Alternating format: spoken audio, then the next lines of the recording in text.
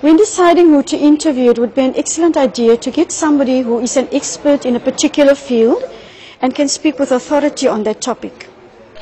I think who should be interviewed are people who are related to the matter, people who've got knowledge to the subject, and the people who have done the research for that particular subject or for that particular field.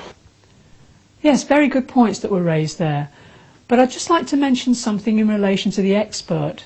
Somebody may be an expert, but that doesn't make them an interesting interviewee. They could be very boring, and you don't want to put your listeners off. And also, conversely, somebody may not be an expert, but may be an excellent interviewee because they've got a really interesting story to tell.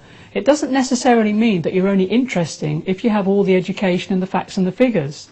And when it comes to interviewing somebody who's been closely involved in a situation, be sensitive to how they're feeling at that time. It may be that at that moment they're too emotionally upset because of what they've seen or what they've experienced to actually give you a good interview. So don't push for it at that point. Wait until it's a good time. So we've looked at who we should interview. Next we should look at what kind of questions should we ask.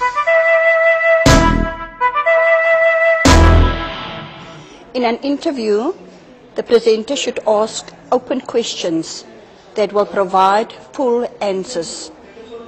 Example, what, where, who, when, etc. Questions leading to yes and no should be avoided. Is motivational speaking profitable? No. Do you like motivational speaking?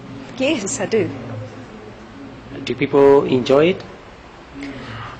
I don't really know. Well, that interviewee was particularly difficult. But it isn't always true to say, of course, that if you use a closed question, you're going to get short answers.